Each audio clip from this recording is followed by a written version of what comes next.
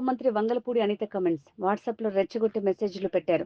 కావాలని ఓ scene create చేయాలని చూశారు. ఓ క్రిమినల్ నాయకుడు ఉంటే ఎలా ఉంటుందో నిన్న తెలిసింది. హెలిప్యాడ్ దగ్గరికి తోసుకుంటూ నెట్టుకుంటూ వచ్చారు. కొంతమంది పోలీసులకు గాయాలయ్యాయి. ఇంత చేసి పోలీసులను తప్పుపడుతున్నారు. 12 గంటల 42 నిమిషాలకు రోడ్డు మార్గం కన్ఫర్మ్ అయింది. కొద్ది నిమిషాల్లో చాపర్ బయలుదేరిపోయింది. ఇదంతా క్రిమినల్ లీడర్ ప్రీ ప్లాన్. ఇలా కూడా ఆలోచన చేస్తారా అనిపించింది. జగన్ మాట్లాడుతుంటే వైసీపీ 5 ఏళ్ల జగన్ అరాచక పాలన గుర్తుకొచ్చింది. చంద్రబాబు ప్రతిపక్ష నేతగా ఉన్నప్పుడు విశాఖ ఎయిర్పోర్టు ఘటన జనాలు మర్చిపోలేడు. ఒకసారి మనం ఆలోచన చేసుకోవాలి కదా ప్రజలందరూ కూడా. అదే విధంగా మీరు అబ్జర్వ్ చేసుకుంటే ఎంత అంటే ఒక క్రిమినల్ సైకాలజీ ఉన్న వ్యక్తి పొలిటికల్ లీడర్ మళ్ళీ ఎందుకు చెప్తున్నానంటే నాకే చాలా చిరాకు అనిపించింది. ఇలా కూడా ఆలోచిస్తారా ఒక పొలిటికల్ లీడర్స్, ఇలా కూడా ఆలోచిస్తారా అసలు మనుషులు అనిపించింది.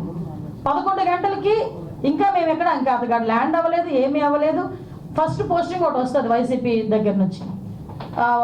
ఎక్కడ పడితే అక్కడ పోలీసులు అడ్డుకుంటున్న, వైసీపీ నేతలను అడ్డుకుంటున్న పోలీసులు మమ్మల్ని అక్కడ వరకు రానివ్వట్లేదు అని ఒక పోస్ట్ పెడతారు.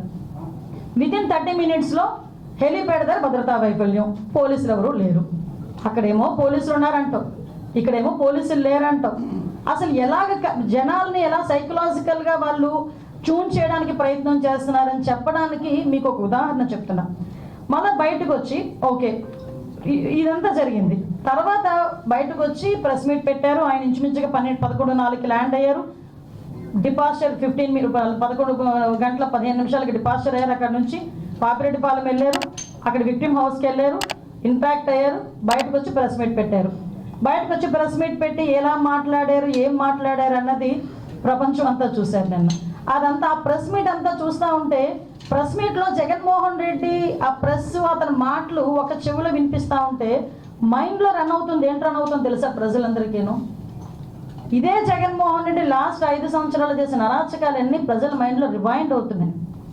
ఎలా రివైండ్ అవుతున్నాయి? మాట్లాడితే లా అండ్ ఆర్డర్ లేదు, లా అండ్ ఆర్డర్ లేదు, లా అండ్ ఆర్డర్ లేదు. అసలు నాకు అర్థం కాలేదు. ఇంతకుముందు చంద్రబాబు నాయుడు గారు ప్రతిపక్ష నేతగా ఉండేటప్పుడు చలో ఆత్మకూరు అని చెప్పి పిలిపిస్తే నువ్వు ఇంటి దగ్గరకు వచ్చి తాళ్లు కట్టి, గేట్లకు తాళ్లు కట్టి ఆయన హౌస్ అరెస్ట్ చేసిన పరిస్థితి కూడా మర్చిపోయాడు ఆయన ఏమైనా?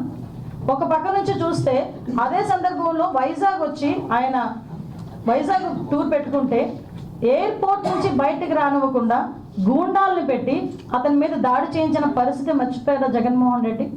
లా అండ్ ఆర్డర్ గురించి మాట్లాడుతున్నాడు ఆయన. నేను ఇప్పుడు ఆయన ఎక్స్ సీఎంగా చంద్రబాబు నాయుడు గారు ఉన్నప్పుడు ఆయన చేసిన అరాచకాల్లో ఏదో మచ్చుకు కొన్ని చెప్తున్నా.